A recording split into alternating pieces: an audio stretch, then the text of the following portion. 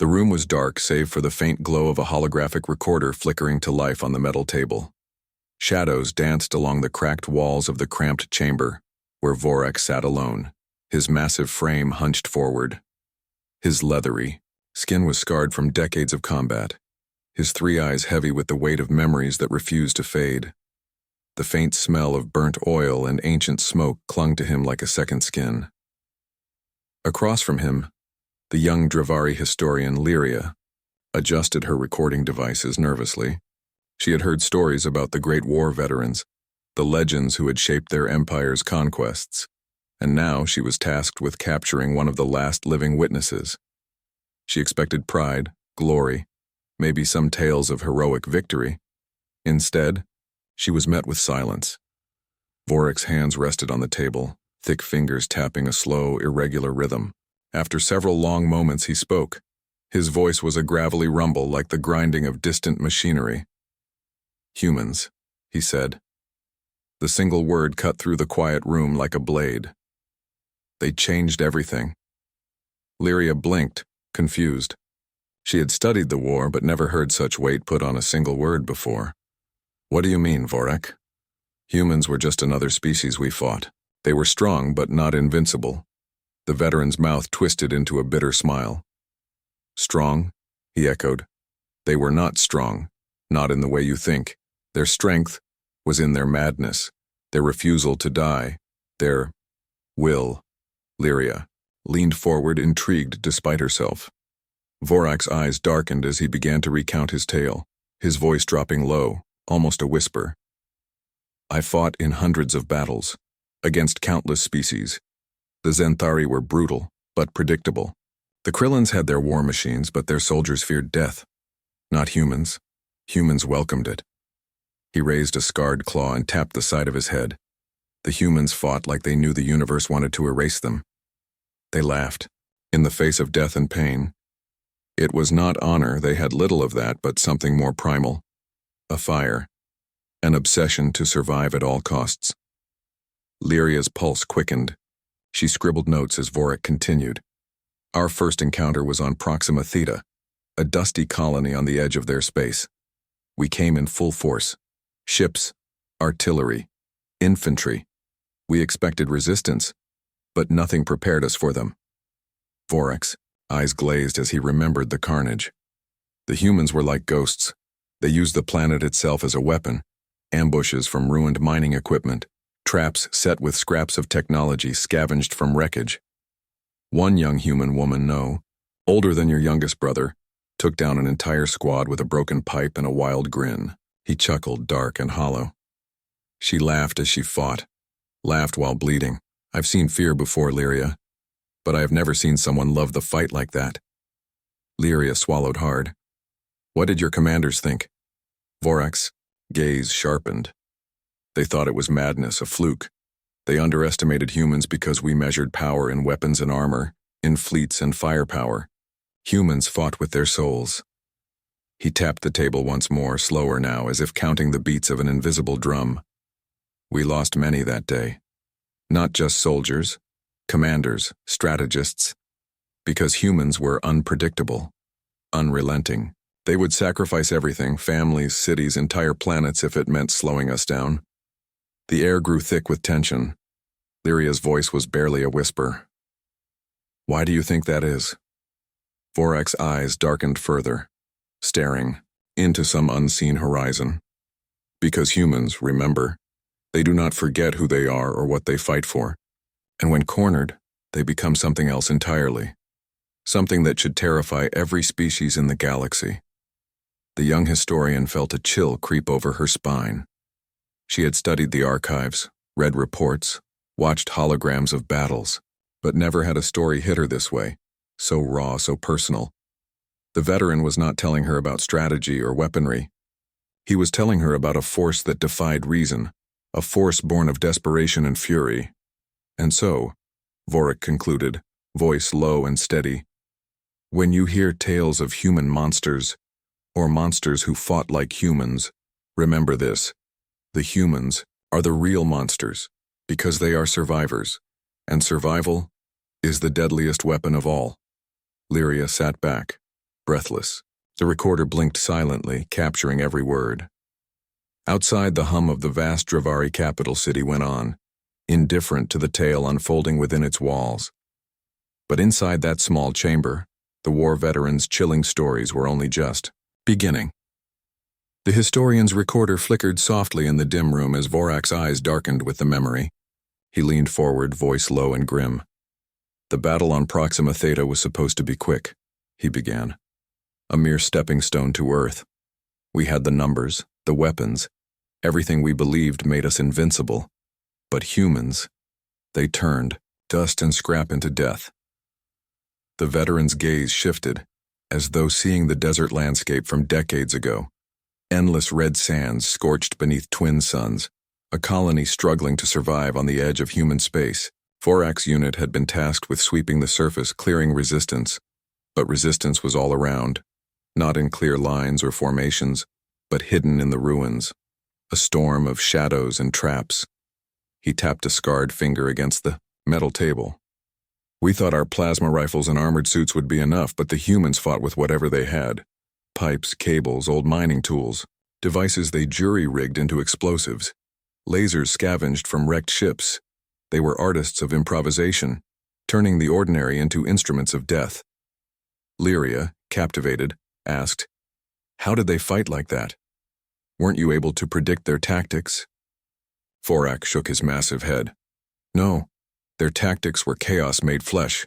They didn't have grand strategies. They fought with madness, unpredictability. 1 minute they would vanish like smoke, the next they would swarm like locusts. He recalled the first ambush vividly. We were marching through the canyon passes, our convoy stretched out in confident order, when the ground beneath us exploded.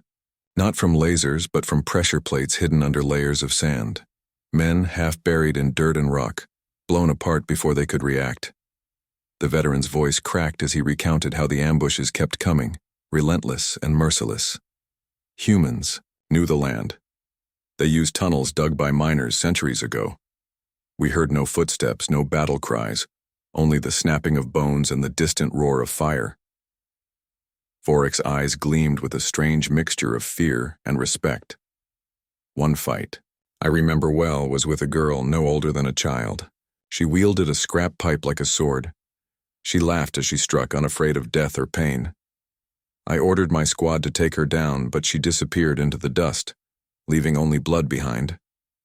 He paused, staring at the wall as if hearing the ghostly echoes of that laughter. It was a madness unlike anything I'd seen. Our soldiers were haunted by it, the idea that our enemy found joy in slaughter, as if it was a game we could not win. The young historian swallowed hard. How did your commanders react to this? Did they send reinforcements? Vorak's lips twisted bitterly. They tried. They sent bigger squads, more weapons. But humans never fought the way other species did. We fought with tactics, with discipline. They fought with desperation. He slammed a fist on the table, rattling the recorder. I lost friends that day. Good soldiers. We called it the death in the dust. But it was not just a name, it was a warning. Vorak's eyes locked onto Lyria's. Humans do not fear death. They embrace it. They fight like their lives depend on it, because they know the universe wants to erase them, and they refuse to go quietly. The silence in the room stretched, as the veteran's words sank in. Then softly he added, "That was only the beginning." Lyria sat back, heart pounding. This was not the story of conquest she expected. It was a tale of horror and respect, of enemies who defied all expectations. Outside, the city's endless hum seemed distant, as if the room itself had slipped back to a battlefield buried in time and dust, and Vorak, scarred and worn, was its last living witness. The recorder's soft pulse filled the room as Vorak's voice grew heavier, thick with memories best forgotten but never erased. "The siege of Luna Base," he began, his eyes narrowing. "Our first foothold so close to Earth. A prize we believed would fall easily. How wrong we were." Lyria leaned forward, sensing the shift in tone, a warning embedded in his words. The moon hung cold and silent in the void, but beneath its surface, a brutal war raged.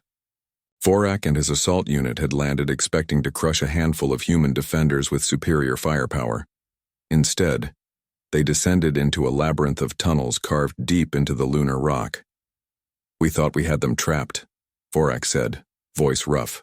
But the humans had turned the underground into a fortress, an endless maze of traps, ambush points, and kill zones. We lost count of how many of my soldiers never made it back to the surface.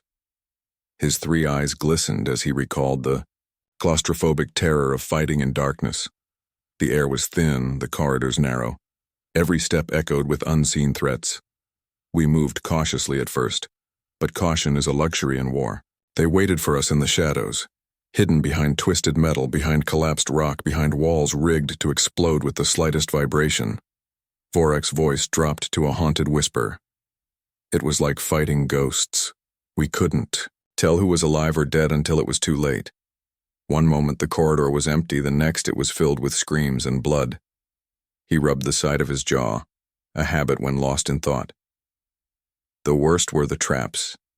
Some simple, some terrifyingly clever. Pressure plates that triggered spears from the walls, gas that seeped through ventilation shafts, even caves rigged to collapse on command. The humans used the moon itself as a weapon. Lyria's fingers tightened on her datapad. "How did your soldiers cope? Were you able to push forward?" Vorak's gaze darkened. "No, not really. We fought for days with dwindling numbers, trapped in a nightmare that never ended. Soldiers went mad. Some tried to retreat, only to find their paths blocked by falling rubble or human sharpshooters perched in hidden alcoves." He paused, swallowing, hard. "I lost more men in those tunnels than in any other battle. Friends I'd fought alongside since the beginning. I remember one soldier, Krell, trapped beneath a boulder, bleeding and screaming. Unable to die fast enough, I wanted to save him, but it was impossible." A deep silence followed, the weight of loss thick in the air. The humans, they didn't just fight. They adapted, used everything around them to survive and kill. They turned a barren rock into a crucible of pain for us. Vorak's voice cracked as he confessed.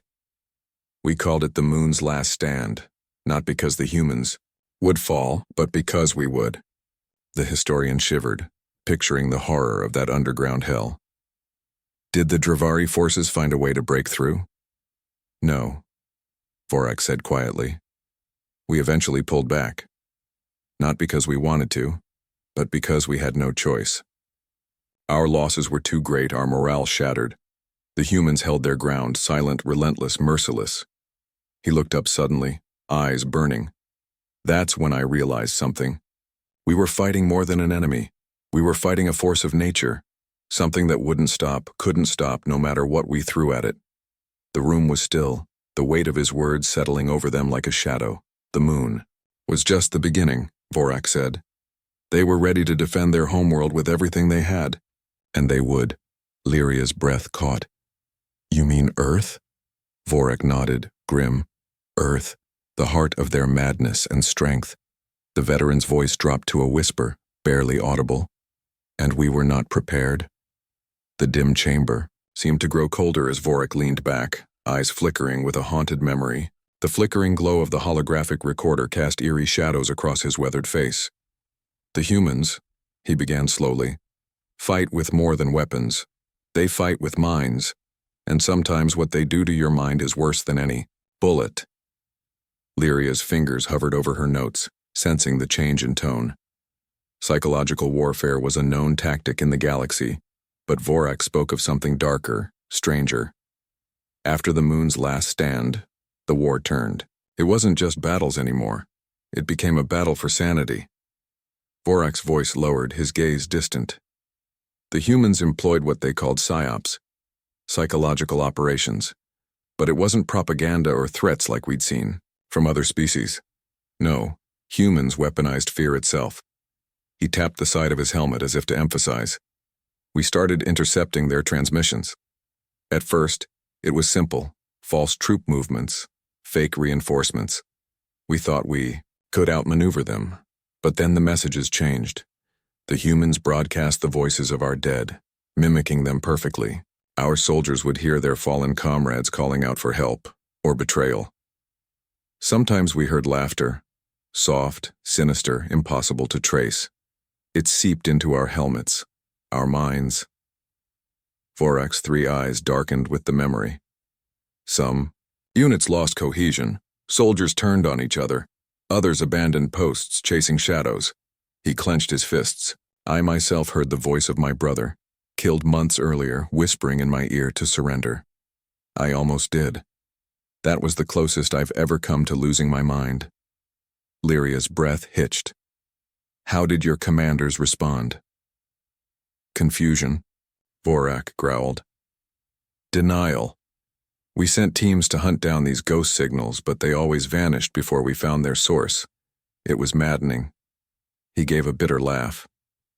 Then came the strange sounds, music, lullabies, even chants, broadcast over battlefields. They were eerie, hypnotic, designed to make soldiers hesitate, falter. It worked better than any toxin.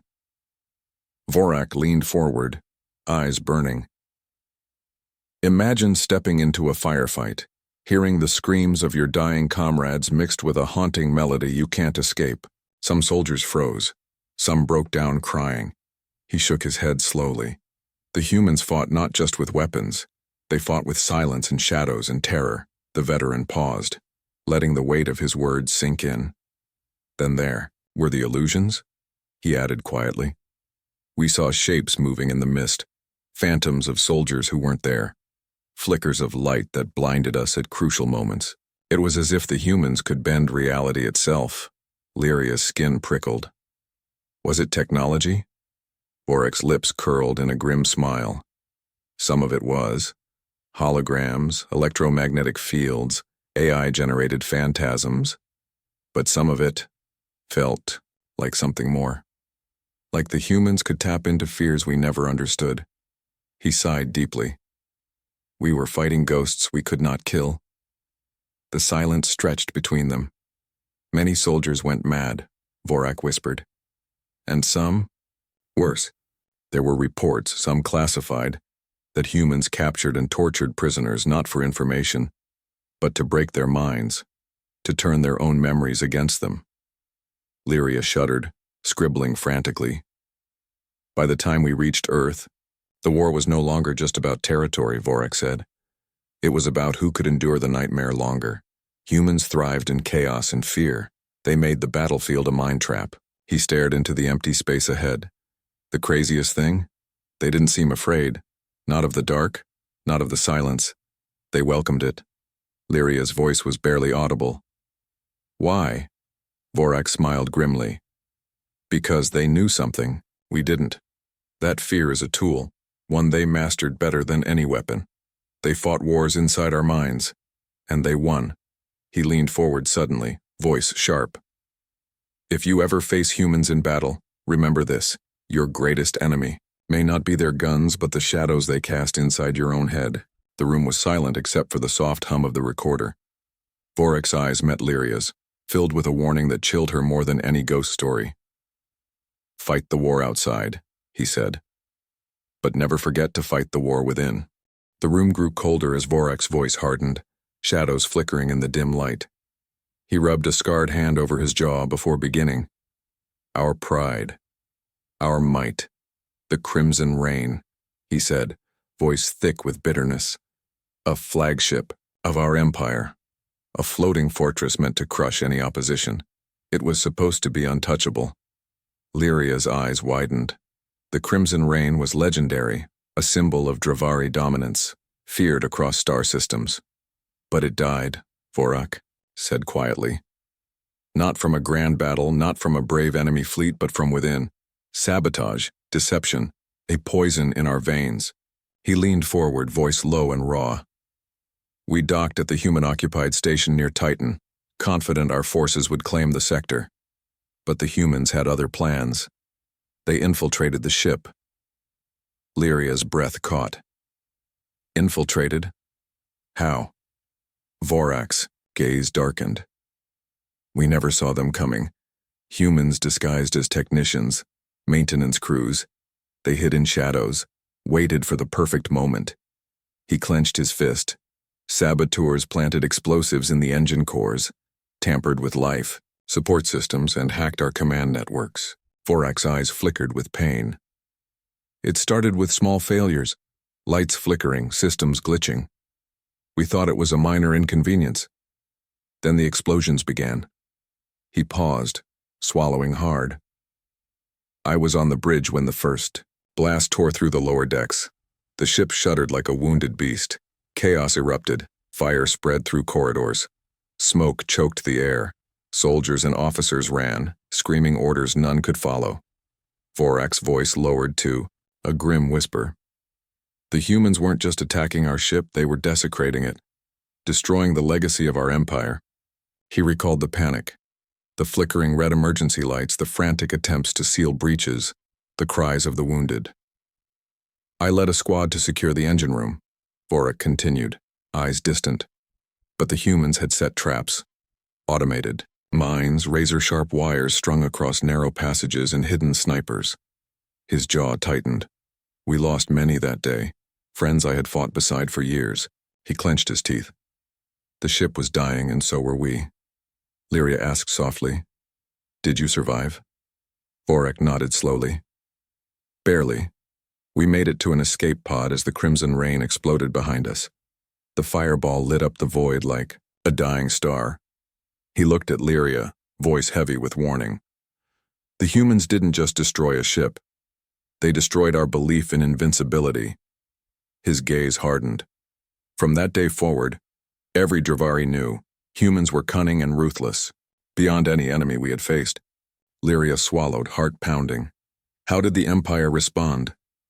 Vorak's eyes darkened further. With fear, distrust. We tightened security, but the damage was done. The Crimson Rain's destruction was a message. No fortress was safe. Leaned back, the weight of loss settling on his broad shoulders. The war had changed. The humans were not just survivors. They were predators. The room fell silent, the echoes of that devastating day lingering in the air. Vorak's voice broke the silence. And if we had thought the worst was behind us, Earth would prove us wrong. Vorak's heavy breath echoed softly in the dim room as he prepared to recount the most harrowing chapter of his memories. The weight of it pressed down on him like the crushing gravity of Earth's atmosphere. "Earth," he said, voice low and bitter. "The heart of the human world. We thought it would be the final battle, an easy conquest, but it became a hellfire." Lyria's eyes widened as she imagined the fabled planet that had defied entire fleets and shattered empires. We landed in the dense forests near the coastlines, expecting to sweep the humans aside with overwhelming force, Vorak said. But the humans fought like the planet itself was alive and angry. He tapped the table, fingers tracing scars. Their weapons burned brighter. Their tactics grew fiercer. The forests were traps, ambush points where soldiers vanished in a storm of gunfire and explosions.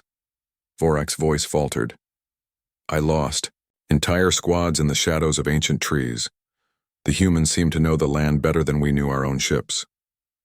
Lyria pressed on. "Was it only the terrain?" "No," Vorak said grimly. "They burned it all. Their scorched earth tactics turned forests into ash, cities into rubble. But they did it with purpose. Slow, methodical destruction to deny us resources, shelter, and hope." He looked up, eyes gleaming. "We called it the Inferno because the planet seemed to burn endlessly. Fires spread like a plague, smoke blotting out the skies, turning days into nights." The veteran's voice dropped, haunted by the memory. The humans fought with desperation and fury. Mothers fought with knives, children threw themselves in front of tanks. There was no surrender, no retreat. Vorak's gaze hardened. Every inch of ground was paid for with blood, human and Dravari alike. He recounted a moment frozen in his memory. "We were pinned down near a ruined city, our forces trapped by barricades and fire. The humans came at us in waves, screaming, fighting tooth and nail. I saw a man barely more than a boy pull a grenade from his belt and hurl himself under our war machine." Lyria shuddered. "Did he survive?" Vorak shook his head. "No. But his sacrifice saved his comrades. The machine exploded, taking several of my men with it. He leaned forward, voice thick with emotion. It was the first time I truly understood the depth of their madness. Humans would die to deny us victory, even if it meant certain death. The room fell silent, the horror lingering. The battles raged for months, Vorak continued. We tore through cities, skies filled, with smoke and the cries of the dying. But no matter how many we destroyed, the humans kept coming. He shook his head slowly. And they learned from every fight. They adapted, built new weapons, new defenses, each more terrifying than the last. Lyria asked quietly, "How did it end?" Vorak's eyes darkened, shadows crossing his face. It didn't. Not really. The war on Earth never ended. We withdrew, battered and broken, retreating to lick our wounds. He clenched his fists. But the price was too high for both sides. Earth was left a scarred, burning planet, a reminder of a war no one could win. The historian looked at Vorak with new respect. Why do you share this story now? The veteran's gaze softened, but the pain remained. Because humans are not just survivors. They are warriors forged in fire, and they will fight for their home until the last breath. He sighed deeply. And that is the cruelest truth of all. The room was thick with tension as Vorak's voice dropped to a dangerous whisper. The flickering light seemed to dim, as if time itself was holding its breath. The war had dragged on for years, he began. Both sides battered and bleeding. The Dravari Empire desperate for victory, the humans stubborn as the dust they walked on. Then came the final gambit, the battle that would decide everything. Lyria leaned forward, eyes wide with anticipation. The humans launched a daring, strike deep into our territory, into the heart of our homeworld, Vorak said, his tone grim. They knew they couldn't win by brute force, so they aimed to cripple us where it hurt most. He paused, recalling the chaos of that day. Our intelligence underestimated them. They infiltrated our defenses, moving through shadow and silence. Their goal was the Imperial Command Nexus, the central hub controlling our fleet and armies. Vorak's three eyes darkened. If they succeeded, they could disable our entire war machine in one blow. The veteran's voice grew steady, every word heavy with meaning. But we were ready, or so we thought. The battle began with a storm of fire and steel. Dravari fighters swarmed the skies while ground forces clashed in brutal combat. Explosions shook the very core of the planet. The humans fought like specters, disappearing into the wreckage, striking with precision and vanishing before we could retaliate, Vorak said. They were everywhere and nowhere. He recalled leading a desperate counterattack through ruined cities, dodging sniper fire and booby traps. Our soldiers were exhausted, but they fought with a fury born of survival. The tide turned when Vorak's unit discovered the humans' true weapon, not a gun or bomb, but a virus. A digital plague designed to infiltrate the Nexus's systems and cripple the Empire's control. We raced against time, hacking and fighting to stop the spread, Vorak said. Every second felt like an eternity. He clenched his fists. I lost comrades to that virus, machines turned against us, weapons malfunctioned, and chaos erupted in the heart of our command. Despite their efforts, the humans succeeded in infecting the Nexus. Command systems went dark, communications failed, fleets became directionless, armies disorganized. The Empire was paralyzed, Vorak said bitterly. Our forces scattered, vulnerable, but the humans did not stop. They pushed forward, relentless. Vorak's voice grew fierce.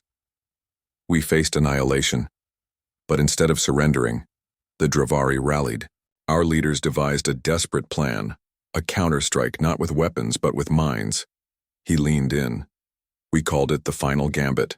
The plan was audacious, a psychic assault to disrupt the human command's ability to coordinate. Dravari, telepaths rare and powerful, were unleashed in waves against human neural networks.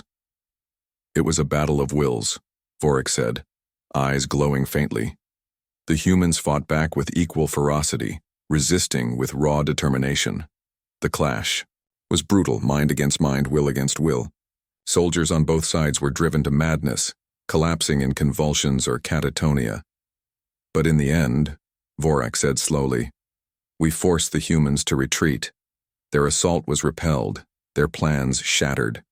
He exhaled, voice heavy with exhaustion. The final gambit was a costly victory.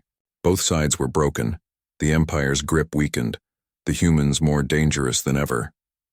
Vorak's gaze locked onto Lyria's. That battle changed everything. It taught us that humans fight with more than weapons. They fight with cunning, resilience, and an unbreakable will. He shook his head. And though we won that day, the war was far from over. The room fell silent as the veteran's words echoed in the air. Lyria, feeling the weight of history and hope intertwined, whispered, what happened next? Vorak's eyes softened. That is a story for another time. For now, remember, this, in the war with humans, there are no easy victories, only survivors. The room was quiet now. Vorak's tales had laid bare the raw edges of a war that spanned star systems and shattered souls. Lyria sat back, feeling the weight of centuries compressed into hours. The veteran's stories were not just history, they were warnings carved in flesh and memory. The war with humans, Vorak began, voice slower now, as if the telling drained the last of his strength. It changed us, changed the very fabric of our empire. He paused, eyes fixed on the darkened window where distant stars flickered like cold eyes watching. Before we thought ourselves invincible, we believed technology, strength, and discipline were enough to conquer any foe. But humans, he said, a bitter smile flickering, they fought with something we never truly understood. Hope. Lyria's heart quickened. Hope? Vorak nodded. They fought not just for victory, but for something greater, home, family, freedom. Even when everything was lost, they held on to that. He rubbed a weary hand over his face. The war forced us to rethink our strategies, our values, to respect the unpredictable nature of our enemy. Many of my comrades never accepted it, he added. They clung to old beliefs, blaming humans for their defeat. But I learned to respect them. The veteran's gaze softened as he looked at Lyria. And that respect, painful as it was, saved my life. Lyria asked quietly, what became of you after the war? Vorak smiled faintly. I became a storyteller, a witness, to remind future generations of the cost of pride and the price of underestimating your enemy. He leaned forward, voice firm. The war forged a new Dravari, one wiser, humbler, more cautious. But the legacy of the war, Vorak said, is not just in battlefields or broken ships. It's in the scars we carry, in the memory of those who fell and the hope that peace might one day follow. Lyria's eyes glistened. Do you think peace is possible? Vorak's smile was faint, but genuine. I hope so. The humans taught us that survival is not just about strength but understanding. He stood, stretching muscles stiff from years of war. But peace requires effort, from both sides. Lyria nodded, feeling the truth in his words. Thank you, Vorak. Your stories will be remembered. The veteran inclined his head. Tell them well. And never forget, the greatest battles are fought not just in space but in the hearts of those who dare to hope. As she powered down the recorder, Lyria felt the echoes of a war that shaped galaxies, but also the fragile promise of a future built from the ashes. Outside, the stars burned quietly, watching over a universe still healing.